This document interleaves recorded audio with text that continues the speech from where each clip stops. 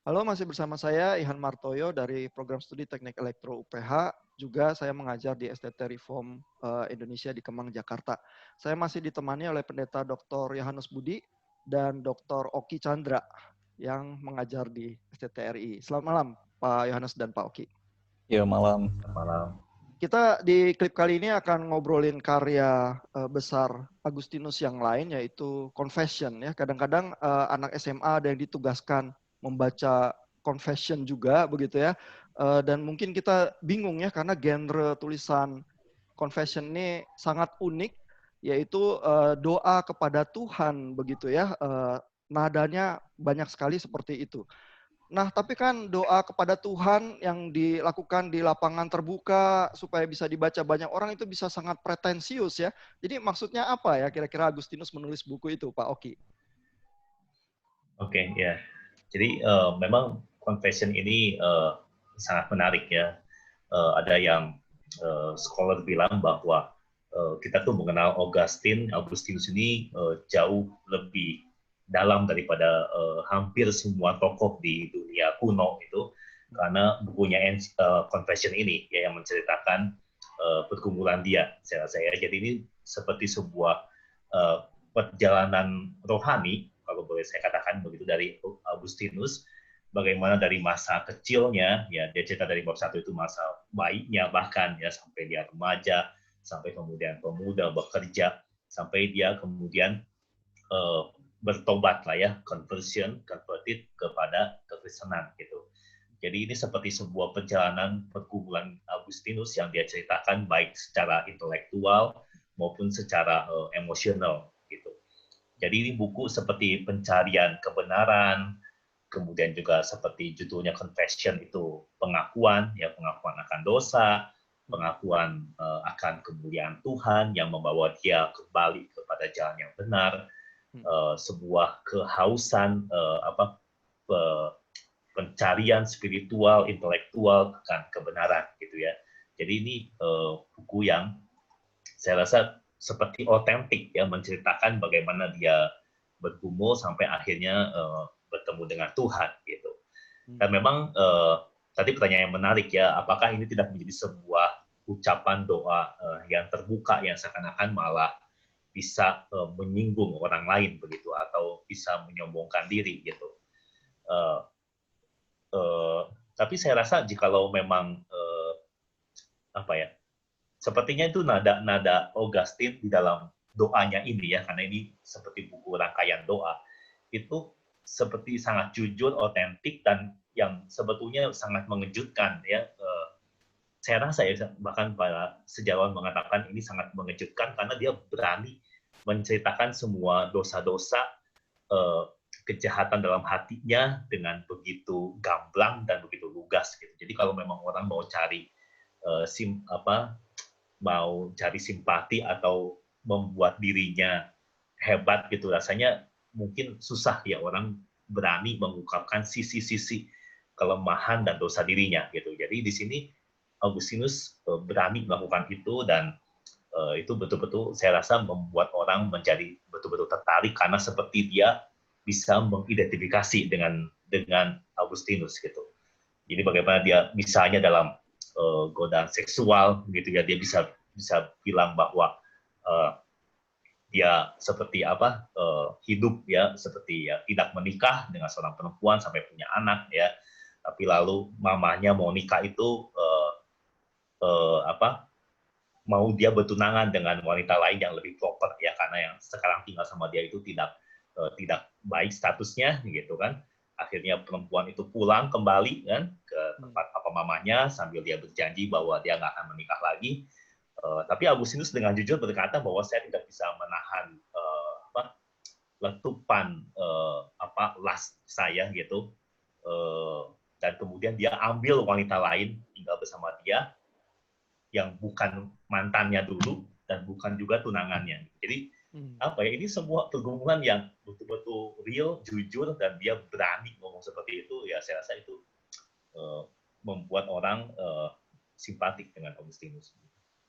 Oke, jadi memang ada bahaya yang sangat besar bahwa kalau kita berdoa keras-keras kepada Tuhan supaya didengar orang memang bisa pretensius. Tetapi Agustinus yang udah jadi bishop ini bisa dengan sangat jujur menceritakan pergumulannya, itulah justru otentisitasnya ya. Sehingga seolah-olah dia confession itu memang sudah siap menerima pengampunan dari Tuhan ya, dan dia confess memang demi pengampunan itu dari Tuhan, bukan demi rekognisi dari yang lain ya. Iya, betul, Mungkin betul. itu yang bikin nadanya jadi tepat ya. Iya. Nah, tadi Pak Oki udah bilang soal dosa-dosa yang dikonfes oleh Agustinus, misalnya tentang pergumulan seksualnya dia ya. Tapi di klip yang sebelum ini Pak Yohanes Budi udah nyebut juga tuh dosanya dia ya di masa mudanya, yaitu mencuri buah pir itu ya. Mungkin itu sepadan dengan skandal buah yang dihadapi oleh Adam dan Hawa yang pertama ya, karena ini juga soal buah pir ya. Dan apakah itu Agustinus membayangkannya dia lebih jahat dari Adam atau bagaimana Pak Yohanes Budi? Ya, jadi tidak lebih jahat dari Adam ya, tapi semua manusia itu ya sama seperti Adam. Semua manusia itu memiliki satu kecenderungan yang seperti itu. Jadi yang bisa dibayangkan di situ kan Agustinus juga memberikan gambaran bahwa sebenarnya dia juga tidak lapar ya. Dia tidak membutuhkan buah itu. Kemudian dan juga di situ diceritakan dia cuma ngincipin sedikit, kemudian dilemparkan kepada babi, kalau nggak salah, saya lupa persisnya itu, kalau nggak salah babi itu ya. Jadi, tapi buat dia apa yang menyenangkan adalah kesenangan untuk mencuri itu sendiri. Jadi roti hasil curian itu manis rasanya, dan manusia itu memiliki satu keisengan yang seperti itu. Itu kan bisa dibandingkan dengan Adam dan Hawa yang boleh dibilang di Taman Eden itu tidak kekurangan sesuatu apa-apa. Tetapi godaan satu temptation untuk mencuri itu sendiri merupakan sesuatu yang sangat kuat. Dan ini terkait dengan pertobatan Agustinus ya. Jadi maksudnya Agustinus itu meninggalkan Manikeanisme itu kan karena di sana seakan-akan ya karena memang tubuh itu berdosa, jadi manusia itu tidak bisa berbuat apa-apa, ya sudah, biarin aja, cuekin saja. Kemudian dia bergerak ke Neoplatonis, di mana di dalam satu konsep Neoplatonis itu kan konsep tangga, di mana kita itu bisa naik ke atas, dan di sana-sini seperti kalau kita lihat di klip yang pertama tadi, ilustrasi tangga antara yang natural dan yang spiritual itu kan juga tetap digunakan gitu. Bergerak dari pemahaman yang bersifat kognitif ke meditatif dan ke kontemplatif. Tetapi di sini Agustinus melihat bahwa ada unsur keberdosaan manusia yang membuat manusia itu ternyata tidak bisa yang namanya itu naik ke atas begitu. Jadi tarikan untuk selalu turun ke bawah itu selalu ada.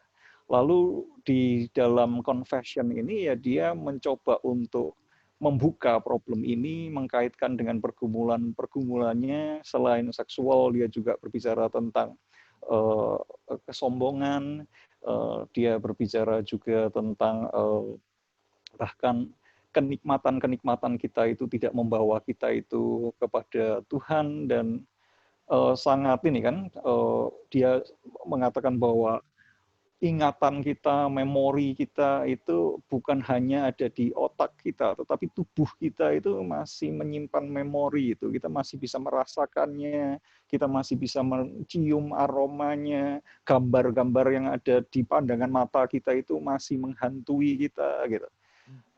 Dan confession ini kan berkata, ya kita adalah orang yang mengaku bahwa kita itu berdosa.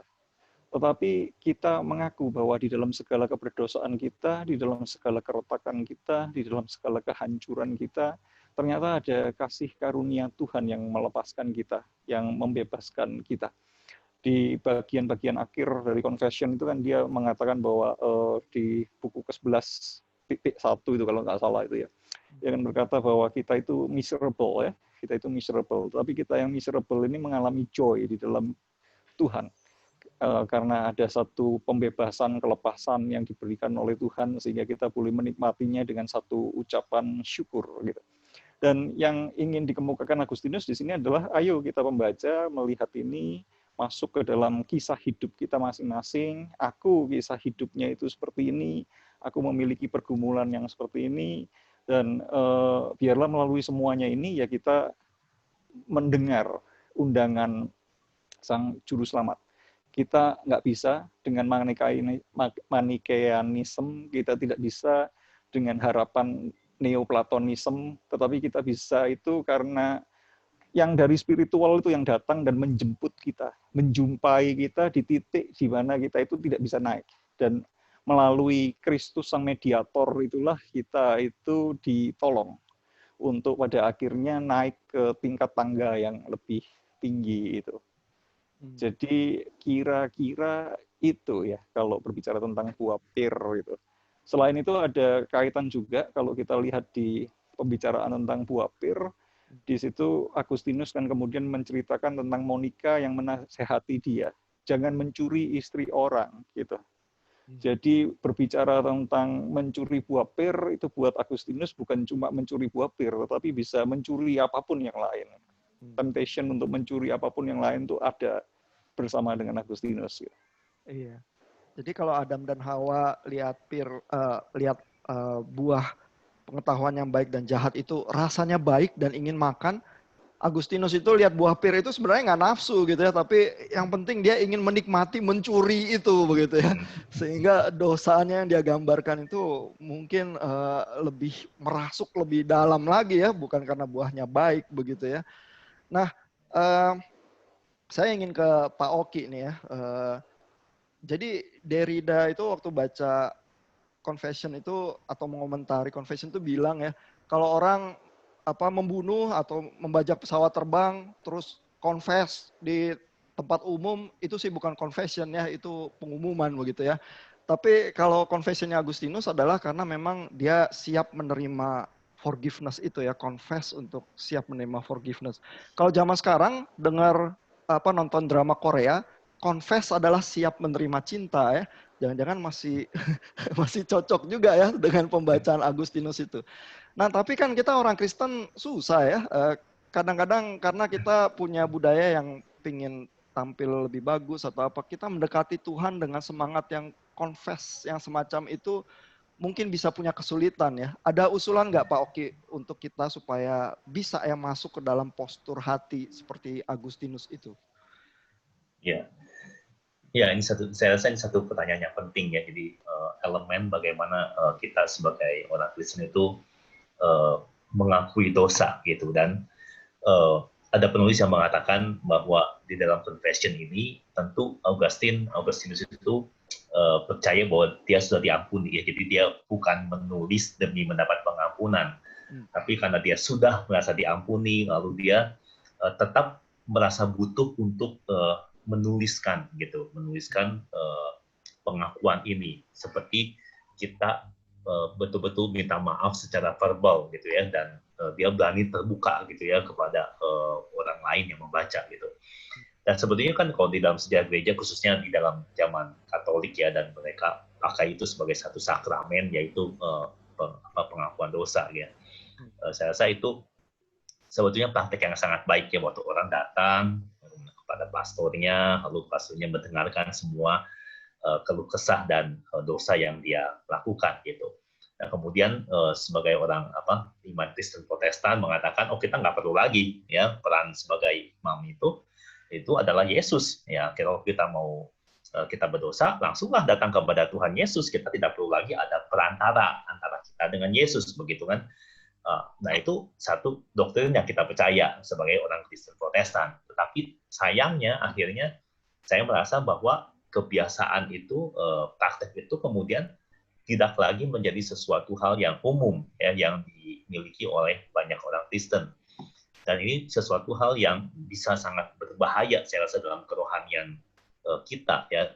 Umpama sama seperti dalam pernikahan ya, saya rasa itu penting sekali, suami istri waktu salah mesti kita bahas gitu kan, mesti bahas bagaimana ya kalau kita bersalah, lalu kita minta maaf, lalu next-nya seperti apa. Itu penting sekali waktu kita bahas. Memang itu menyakitkan gitu ya, tapi sesudah bisa reconcile gitu ya, kita ungkapkan semua itu, ada pengampunan, maka relasi itu akan jadi lebih baik. Tapi yang sering kali terjadi kan misalnya banyak pasangan yang akhirnya dia simpan aja gitu, simpan ya, misalnya, lalu kita baikin lah pasangan kita ya, karena kita tahu kita salah nih, kita baikin aja, lalu pasangan kita ya tahulah kita merasa bersalah gitu kan, tapi kita tidak pernah bahas itu. Nah itu bisa menjadi sesuatu hal yang sangat menumpuk, dan akhirnya bisa jadi bom waktu yang berbahaya dalam pernikahan. Nah, saya rasa demikian juga dengan semua relasi, termasuk dengan Tuhan. Ya, jadi penting sekali dalam doa pribadi ya itu untuk mengaku dosa, bahkan mungkin belajar dari Agustinus itu bagaimana menyebutkan dosa kita. Ya, kita nggak cuma berdoa Tuhan ampuni dosa saya dari dulu sekarang sampai selama-lamanya, amin gitu. Atau dosa saya seminggu ini, udah semua dosa saya yang saya sadari atau tidak, yang sengaja atau tidak, yang saya lakukan seperti apa gitu ya. Tidak secara umum, tapi mungkin belajar untuk mengungkapkan itu dengan detail sampai kita betul-betul merasa sakit, malu, dan kemudian pengampunan itu memulihkan kita. Saya rasa itu satu praktek yang mungkin banyak orang Kristen termasuk saya sendiri ya mesti coba lakukan terus setiap hari gitu untuk memulihkan relasi dengan Tuhan. Gitu. Jadi tapi saya bisa bayangin sih bahwa yang kayak gitu memang susah ya. Oke lah kalau Tuhan yang nggak kelihatan dan bicaranya kita sambil lalu seperti itu, Tuhan pokoknya ampuni saya lah gitu, itu gampang ya. Tapi begitu harus mengaku kepada orang yang lain gitu ya, misalnya di dalam tradisi Katolik itu confess begitu ya, lalu vulnerable gitu ya, dan menerima pengampunan itu juga dari orang lain ya. Nah tadi Pak Oki bilang di keluarga itu juga terjadi dan itu susah.